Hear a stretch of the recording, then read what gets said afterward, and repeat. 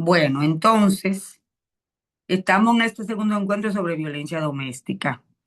Y si fuéramos a hablar de qué es la violencia doméstica, en el encuentro anterior yo definí varias modalidades de la violencia. Y la violencia, un acto de violencia se refiere a todo aquello que alguien me hace o me ocasiona, que me crea una situación de molestia, de dolor, ya sea física, ya sea emocional, ya sea verbal, ya sea psicológica, ya sea sexual, de muchas maneras. Y vamos a ver que hay muchas formas de violentar a las otras personas y que hay muchas formas incluso que pasan desapercibidas y que por desconocimiento las personas entienden que eso no es violencia o no se identifican como viviendo una situación de violencia porque mucha gente expresa, eso a mí no me pasa, eso a mí nunca me ha pasado, eso no me está pasando a mí. Entonces todo aquello que otra persona te haga, en lo que tú no estés de acuerdo, en lo que tú no consientas, donde tú te sientas como en coerción, entonces eso es una forma de violencia. Entonces, la violencia es un problema que antes era muy del mundo privado. Cuando nuestras abuelas, nuestras bisabuelas, las mujeres que nos han antecedido, nuestras mamás, vivían violencia, no le llamaban violencia a eso. Era como algo que le pasaba. A eso no se le ponía nombre. Incluso no se identificaba como violencia, se identificaba como las parejas son así que la gente vive, así que las mujeres tenemos que actuar y comportarnos de manera afectando, con sumisión. Entonces, a eso no se le ponía nombre. Entonces, es un problema que pasa del mundo privado de la familia al mundo público. ¿Por qué pasa al mundo público? Porque el impacto de la violencia a través de los años ha sido tan fuerte en la vida de las personas. Estamos hablando específicamente de las mujeres. Claro, está vive violencia a los niños, a las niñas, las personas envejecientes, las mujeres en sus diferentes ciclos de vida, viven violencia a los hombres. Lo que dicen las estadísticas es que la mayor cantidad de violencia la viven las mujeres, dígase niña, mujer, adolescente, adulta, joven, adulta más adulta, envejeciente, por el hecho de ser mujer. Pero la violencia es lesiva, dañina, cuando se le infringe a cualquier persona, no importa el sexo. Hace daño, marca. Entonces, ¿por qué se convierte la violencia en un problema del mundo público? Porque es tanta la magnitud del problema, es tan común lo que ocurre, pero también es tan fuerte el impacto que causa, sobre todo en la salud mental, en la salud física de las personas, que muchas instituciones, muchos movimientos de mujeres en el mundo comenzaron a colocar en el discurso público el tema de la violencia. Y muchos de los esfuerzos que hicieron muchas mujeres hace décadas, muchos años, se empezaron a poner el tema en la plataforma pública. Empezaron a hablar del problema a través de marchas, a través de manifiestos, a través de muchas maneras de expresar que sí había violencia en los hogares y que era una situación que había que colocarla en el ámbito público. Instituciones como Naciones Unidas, como la ONU, Conferencia de Mujeres a nivel del mundo, la Organización Mundial de la Salud, la OMS, la OPS, han puesto en relevo este problema porque hay muchas secuelas y mucho dolor y mucho daño en el mundo por este problema. Entonces, hay 4 niveles de intervención de la violencia. El primer nivel es la prevención.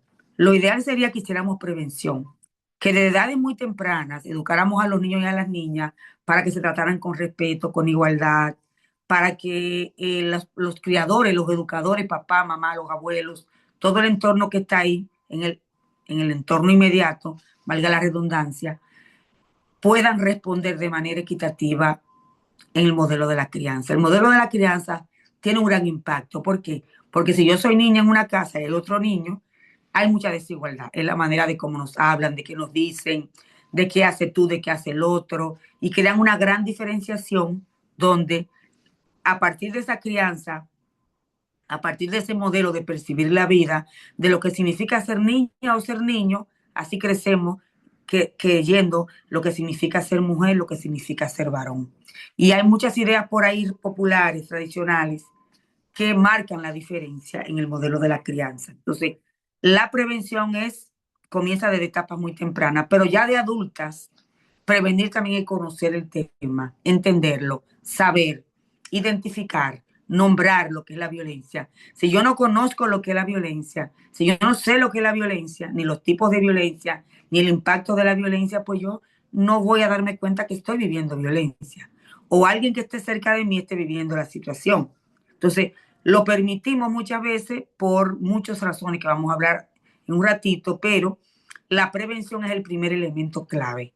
Por eso las escuelas, las iglesias, el sistema de salud, la familia, las comunidades necesitan hablar de este problema. Necesitan ponerlo en la mesa para hablar de esto, para que la gente se eduque. La segunda intervención es detectar la violencia. O sea, entender, saber, esas banderitas rojas, esos indicadores que están ahí que me dicen a mí, yo estoy viviendo algún tipo de abuso, alguien que está en mi entorno está viviendo un tipo de abuso, un hijo mío, una hija mía, una amiga, alguien, una vecina está viviendo abuso, o sea, detectar, aprender a descubrir las señales que me dicen algo anda mal ahí, hay problemas de violencia y ponerle nombre a eso, no estar justificando, normalizando la violencia como que eso es normal, como que eso no pasa nada, minimizando la violencia, sino entender. Y el tercer paso es atender. Ya cuando hay un problema de violencia, cuando ya hay una detección, ya se identifica un caso, hay que atender a eso. Atender, dígase, la intervención de profesionales a nivel profesional, un enfoque multidisciplinario, donde hay intervención de un psicólogo, de un trabajador social, hay una intervención médica, porque muchas veces los casos llegan al médico primero, llegan con un golpe, con una lesión física, o llega una mujer que está deprimida y cuando el médico la aborda es porque vive violencia, no tiene que ser que tenga golpe.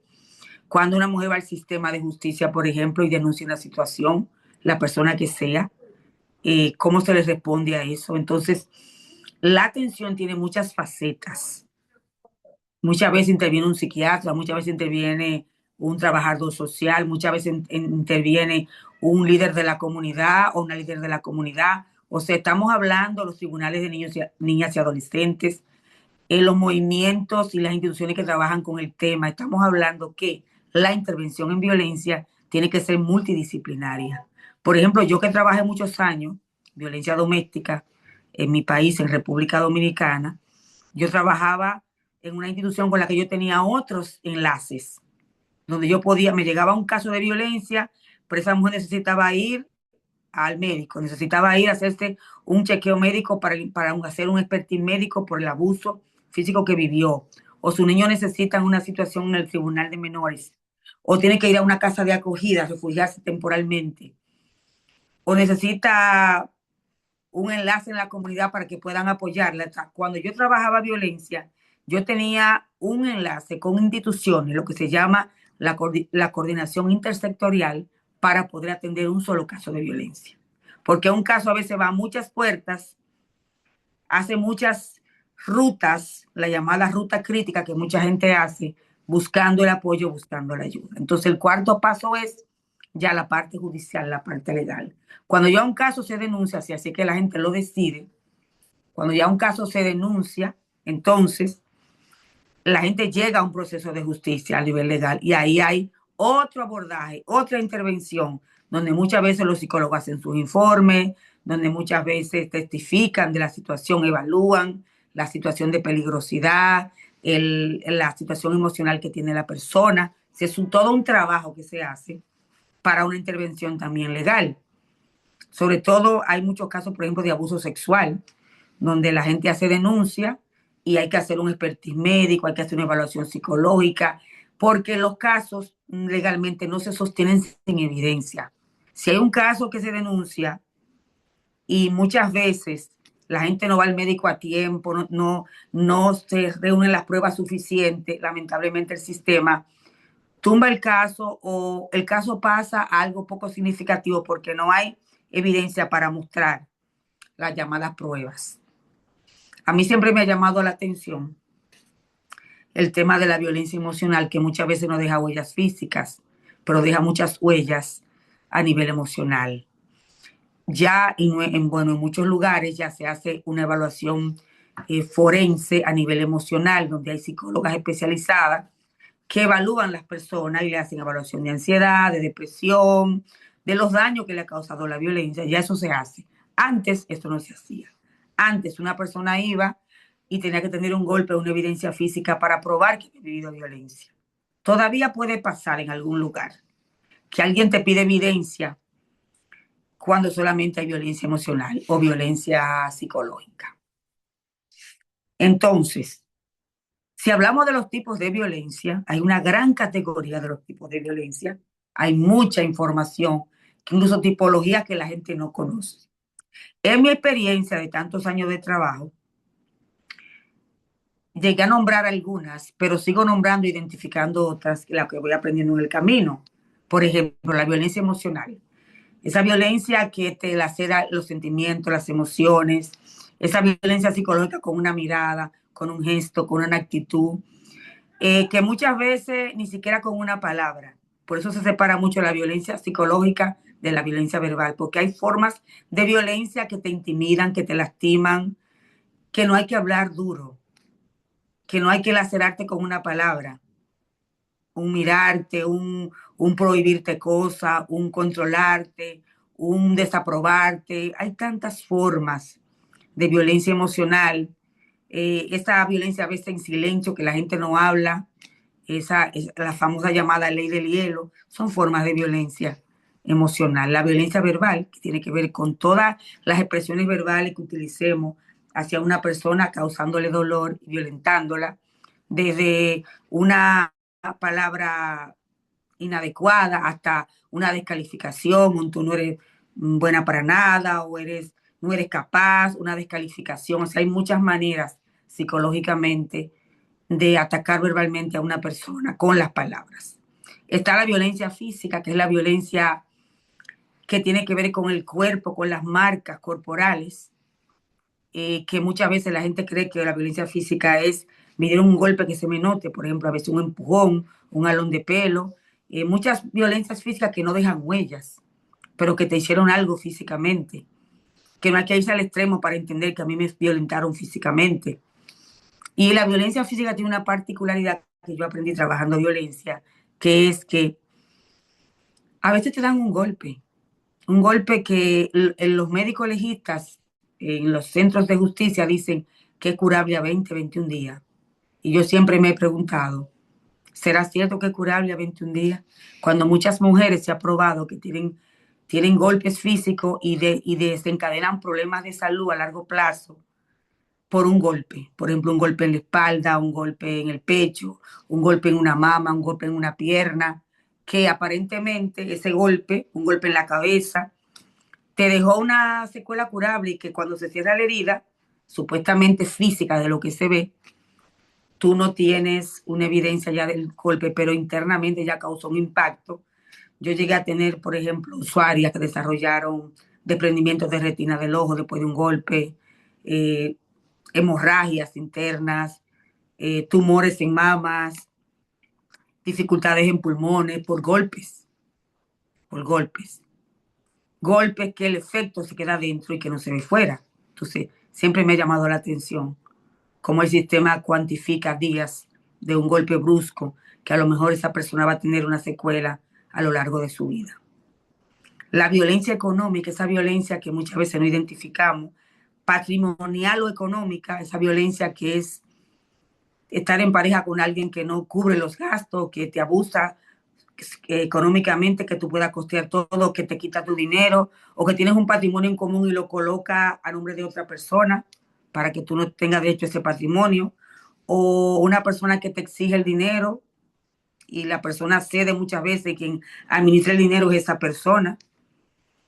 Hay tantas maneras de violentar a la otra persona económicamente hablando, de humillarte porque tú no trabajas, entre comillas, no trabajas fuera de la casa y no lleva dinero a la casa, pero esto se atiende a los niños, hace las cosas. Esa es una manera también de violentarte. Hay muchas maneras de violencia económica. Muchas veces en los divorcios es muy frecuente. Gente que aparentemente nunca ha tenido violencia, cuando llega la hora de un divorcio, de repartición de bienes, hay violencia muchas veces. Incluso hay casos de feminicidio donde alguien ha ido a la casa donde en los tribunales, por ejemplo, hay una decisión y se decide que los bienes se comparten y ha habido feminicidio después de una partición de bienes. Te tocó a ti, me tocó a mí, yo no voy a permitir que te toque esa parte. Entonces muchas veces hay feminicidios, incluso muertes, por el tema de la partición de bienes en la vida de pareja. Eso hay que tenerlo claro. No es tan simple el tema de la violencia económica. Mujeres, yo he tenido casos de mujeres en las que han creado un imperio de trabajo con sus parejas, pero han cometido el error de no estar en ninguno de los documentos de los negocios, de no firmar ningún documento, de comprar incluso vivienda a nombre de parejas, y cuando llega una partición de bienes o un divorcio, la persona se queda con todo y te deja sin nada. Gente que trabaja con sus parejas en las empresas, pero que no le pagan un salario, solo trabajan para ayudar, supuestamente ayudar entre comillas, que no es una ayuda, es un trabajo que tampoco se le paga. Entonces, yo conozco muchos casos de mujeres que se han quedado sin nada con el tema de la violencia económica. Por eso es bien importante tener todos estos puntitos claros. Cuando una mujer llega a la consulta de psicología que sufre violencia, hay que preguntarle por todos estos tipos de violencia. ¿Por qué? Porque si el psicólogo que está trabajando el caso sabe todo lo que está pasando, puede conectar a la mujer con un abogado para que la oriente, para que la asesore, para que sepa los pasos que va a dar. Muchas veces las mujeres están en crisis y viene la persona que la violenta y le dice, fírmame aquí o tal cosa, y la gente firma documentos sin saber lo que está firmando, o bajo coerción, bajo miedo, bajo chantaje, bajo presión, bajo violencia. Y mucha gente ha firmado documentos y se ha despojado de todo lo que tiene porque no sabe lo que está firmando. Entonces, cuando una persona viene a consulta, esa es mi experiencia, yo profundizo en todos esos aspectos. ¿Por qué? Porque tengo que recomendarle a la gente, tú necesitas a otra persona que te asesore. Yo no soy abogada, pero si tú vas donde alguien que te asesore, tú sabes los pasos que vas a dar. Entonces hay que tener mucho cuidado con ese tipo de cosas. La violencia sexual, esa violencia que es la que menos se habla, y que todavía tenemos gente que dice, lamentablemente, que entre las parejas casadas, gente que tiene una unión, un vínculo, viviendo en casa, no hay violencia sexual. Se cree que todavía la violencia sexual es un abuso que te ocurre en la calle, con un extraño, y todo lo contrario. Existe violencia sexual en la pareja, más de lo que nos imaginamos. Y hay muchas formas de violencia sexual, desde criticarte el cuerpo, desde imponerte situaciones que tú no quieres hacer, desde serte infiel. Esa es una forma de violencia sexual, porque te estoy poniendo en riesgo. Tengo vínculos sexuales con otras personas fuera de la casa. Entonces vengo a la casa y puedo transmitir una enfermedad de transmisión sexual, pasan muchas cosas. Incluso hay una violencia ahí psicológica porque te estoy lastimando emocionalmente, pero también hay una violencia sexual porque te critico el cuerpo, te comparo, te obligo a hacer cosas sexualmente que tú no deseas y que tú por miedo, por baja autoestima o por no tener autonomía personal, accedes a todo lo que la otra persona quiere. Incluso embarazos forzados donde tú no quieres tener más hijos, pero yo creo que tengamos otro hijo sin el consentimiento de la pareja muchas veces. O sea, hay tantas maneras de violencia sexual, tantas maneras. Gente, por ejemplo, que obliga a las parejas a hacerse aborto porque no quieren tener más hijos, porque te embarazo, pero estoy contigo, pero tengo otra pareja. O sea, hay tantas formas de violencia sexual que la gente cree que eso no es violencia sexual. Entonces, está la violencia. Estoy haciendo solamente énfasis en puntos así muy significativos, porque cada tipo de violencia meritaría solamente una charla, solamente hablar de eso, solamente un tipo de violencia. Cada uno de esos tipos. Está la violencia vicaria. Es una violencia que tiene que ver cuando las personas que te violentan utilizan personas cercanas a ti para lastimarte. Por ejemplo, nos separamos, yo estoy rabioso contigo porque te separaste de mí, entonces utilizo a los niños y puedo hacerle daño a tus hijos, o a tu mamá, o a tu familia más cercana, para lastimarte a través de los hijos. Esta violencia, esta categoría, este concepto se acuñó, creo que fue en España, a partir de casos que han pasado allá, de mujeres que han tenido niños en custodia compartida. Hubo un caso en España muy famoso de una mujer que tenía una niña con una pareja, se separaron, era altamente violento y ella había dicho que él no podía tener su niña porque era peligroso. Y los jueces determinaron que le viera a su niña, que la buscara, que la llevara a fin de semana. Entonces él se llevó a la niña y mató a la niña. Entonces, eso es violencia vicaria. Te castigo a través de tus hijos y ahí hay muerte generalmente. Hay muchos casos, en Dominicana pasan casos, aquí en Estados Unidos pasan casos. Vemos cómo te mato a los niños o tu mamá o alguien muy cercano a ti para lastimarte a través de las personas que tú amas. Es como que te matan en vida, ¿no? O sea, te matan un hijo y te matan en vida. Quedas viva, pero el impacto emocional y psicológico es terrible. La violencia institucional, cuando tú vas a una institución a buscar ayuda por violencia y alguien te trata mal o te juzga o no te atiende o no te da y muestra los pasos que tú tienes que seguir, te revictimiza. Eso es violencia institucional. Cuando hay violencia laboral, a veces estamos en el área laboral y o se nos trata mal, se nos presiona, se nos pone más trabajo de la cuenta, se nos descalifica o se nos humilla. Eso es violencia laboral. Y a veces aparece ahí mismo el acoso laboral, sexual, donde aparecen gente que te acosa sexualmente para chantajearte, para presionarte, y eso es muy frecuente también.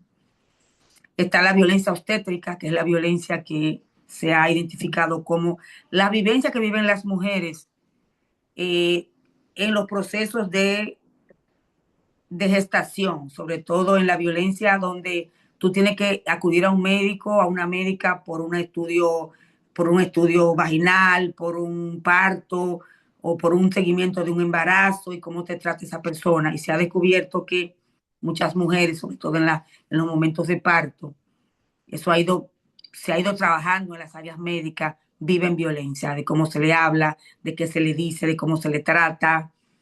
Entonces eso es violencia obstétrica a nivel ya de la salud sexual y reproductiva de la mujer. Está la violencia espiritual. La violencia espiritual es esa violencia que no se habla mucho de ella, pero es la violencia, por ejemplo, tú estás en un espacio espiritual, religioso, puede ser una iglesia, pero puede ser un grupo espiritual que te impongan cosas que tú no quieres, que te quieran imponer reglas que tú no quieres. Es muy frecuente ver a veces que hay personas que tienen problemas de violencia y van a veces a los lugares a buscar ayuda donde alguien espiritual, puede ser un pastor, un sacerdote, puede ser un maestro espiritual, o sea, donde usted vaya, que a lo mejor esa persona quiere manipularte, quiere imponerte cosas, o que tú sigas con la pareja, o que el matrimonio que tiene que estar unido, la gente tiene que estar unida, la gente tiene que estar para siempre junta, aunque eso significa que tú te mueras o te enfermes ahí, pero también te quieren imponer reglas para tu vida sin que tenga que ver con la pareja. Si tú estás en un espacio religioso y alguien te quiere imponer reglas, cosas que no están de acuerdo con tus valores, con tus principios, o que sencillamente tú no quieres, eso es una violencia también espiritual. La violencia, el feminicidio, ya como una forma de violencia letal, y se llama feminicidio y es bueno diferenciarlo de homicidio. Cuando matan a alguien, cuando muere alguien, es un homicidio. Por lo menos en español es así, un homicidio, ¿verdad? Pero cuando matan a una mujer por ser mujer, la mata su exnovio, su expareja, la pareja actual, la mata a lo mejor el papá. Es increíble. Yo vi hace poco una noticia de una muchacha en la India que era deportista y ella tenía como un negocio, una empresa de vender equipos de deporte y el papá la mató porque él dijo que ella no podía estar por encima de él y que parece que la muchacha apoyaba en la casa, el papá tenía un perfil económico más bajo y la muchacha tenía como cierto sostén de la familia y él dijo que no, que ella no podía estar por encima de él y mató a la muchacha. Eso salió en la prensa del mundo entero, pero pasan miles de casos porque recordemos que el contexto de la violencia puede ser diferente. Puede ser diferente en el Oriente, en el Occidente, en África, en la India, sobre todo en los países, en muchos países asiáticos donde todavía hay mucha predominancia hay machismo casi en el mundo entero, pero hay culturas que hay más prevalencia de machismo y las mujeres viven situaciones mucho más extremas que en otros países. Entonces, el contexto determina mucho la forma de violencia que viven las mujeres. Si ustedes leen la historia de esta muchacha eh, que escribió Malala, Malala. Malala, si ustedes leen la historia de Malala, yo leí su libro, una vez lo compartí en Instagram, no sé si alguna de ustedes tuvieron, se llama Yo Soy Malala, van a ver la historia de Malala desde niña, de todo lo que ella vivió, de todo lo que ella vivió por ser niña en esa cultura, de la escuela, de cuando iba a la escuela, de luego incluso por ser una niña revolucionaria, que desde pequeña ella intentó reivindicar los derechos de las niñas en la escuela. Ella fue atacada, entonces ella tiene una lesión en la cara, que si ustedes la ven, ella tiene como un lado con dificultad porque la hirieron en la cara y ella, bueno, ya se salvó de pura casualidad. Entonces ella, en ese ambiente donde ella se crió, incluso su papá era maestro, su mamá, y le daban ciertos permisos por la educación que tenían, pero aún ella vivía la presión social de donde ella vivía, del entorno comunitario. Lean ese libro y van a ver la historia de Malala, que es bellísima, cómo ella logra que incluso ya le dieron un Nobel de la Paz, porque ella reivindicó los derechos de las niñas donde ella vivía. Entonces, hay tantos contextos diferentes de violencia, como viven las niñas, como viven las mujeres, que habría que ver que hay culturas mucho más radicales que otras, lamentablemente. Y está todas estas formas de violencia que yo le he nombrado, eh, tienen, tienen sus categorías. Como le decía, cada forma de violencia tiene muchas subcategorías que podríamos ver. Entonces, hablaba del homicidio y el feminicidio, no, porque se me fue la idea. La diferencia es que cuando una mujer muere por violencia, por ser mujer, es un feminicidio, no es un homicidio. Y esa es la diferencia de la categoría en el orden legal. Eso se estudió, se analizó, muchos países se pusieron de acuerdo, pusieron propuestas de leyes y muchos países tienen la categoría en la ley de feminicidio.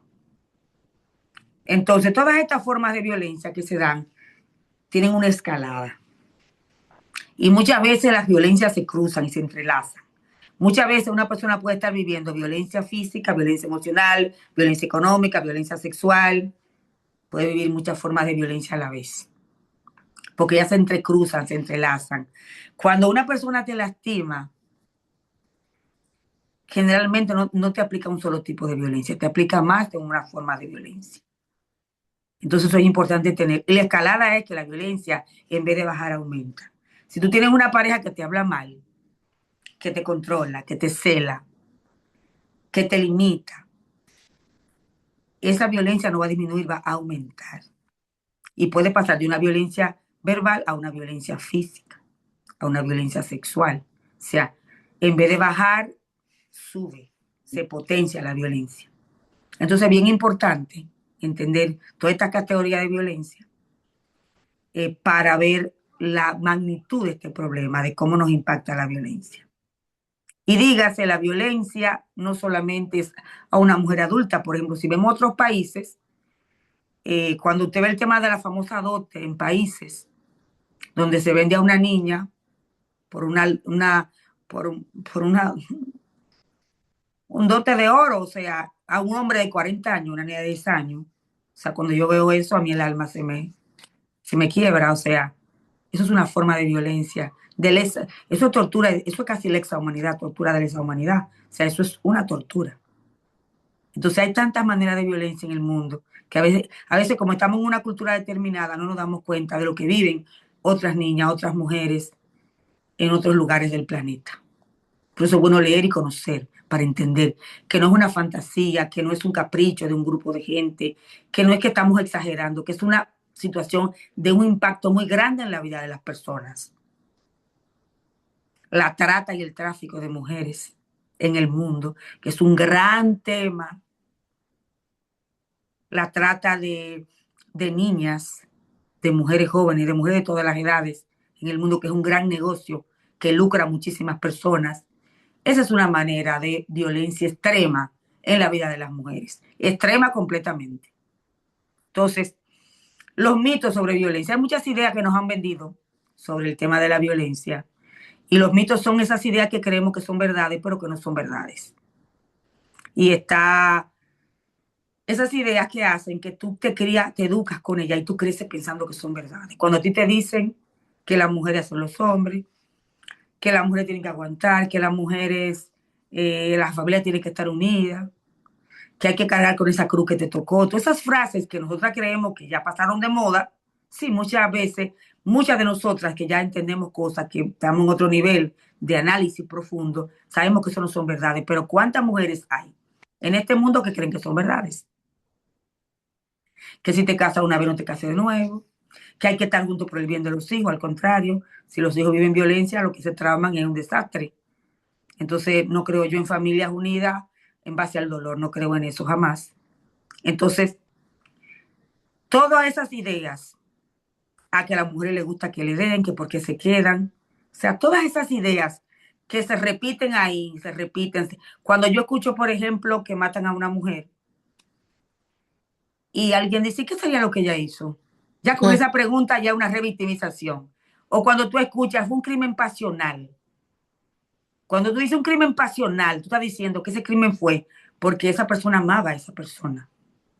Cuando usted dice la palabra, todavía hay periodistas, comunicadores que dicen pasional. Este término no debería de utilizarse en la prensa, porque estamos diciendo que la mató porque la amaba. Quien te mata, quien te lastima, no te ama. Cree que te ama, pero eso no es amor. Entonces, cuando yo escucho esas formas, esas expresiones, me doy cuenta de cuánto nos falta. De cuánto nos falta para entender que todas esas ideas, ¿qué es lo que hacen? Que normalizan y que justifican la violencia. Cuando yo digo normalizo, estoy diciendo que yo digo que eso es normal que pase, que no pasa nada. Y cuando yo justifico una violencia y digo, le pasó por tal cosa, estoy diciendo que estuvo bien que pasara eso. O sea, dos palabras clave, no olviden. Cuando yo normalizo, cuando yo justifico, estoy diciendo que lo que pasó está bien que pase, que no hay problema. Entonces, esos mitos, esas ideas que nos han enseñado, se dan en la familia, te lo dicen, los abuelos, las abuelas, los tíos, la familia, te lo dicen sin querer dañarte, pero te lo dicen. Lo escucha en la comunidad donde tú te desenvuelves, en los medios de prensa, cuando escuchamos eso que yo acabo de decir, en las iglesias, que muchas veces hay iglesias, no todas, hay gente que está despertando y tiene una visión más clara de este problema, pero todavía hay gente que cree que tener fe y que creer en Dios es un sinónimo de que te quedes ahí, que si tú eres buena y tú eres una persona de fe, tienes que aguantar lo que es inaguantable, para nada. Tú puedes ser una persona de fe, tú puedes ser una persona que tenga una religión en un espacio de fe, como tú quieras, lo que tú quieras, que eso es muy libre de cada quien, pero tú no tienes que someterte a dolor ni aguantar cosas que te dañen porque tú tengas una fe. Y que si tú tienes esa fe y tú no haces lo que dice la gente en el común, ya tú estás pecando o estás haciendo algo en contra de Dios. Eso es manipulación, eso es chantaje, eso es mentira. Usted puede tener la fe que usted tenga, usted tiene que someterse a abuso. Eso es otra cosa muy diferente. Que la fe y que el amor de Dios, eso son cosas muy diferentes. Y están la sociedad en general, que vive repitiendo, repitiendo, repitiendo toda esa forma de violencia que viven las personas justificando. Voy a hacer una paradita aquí para que comentemos algo y seguimos entonces.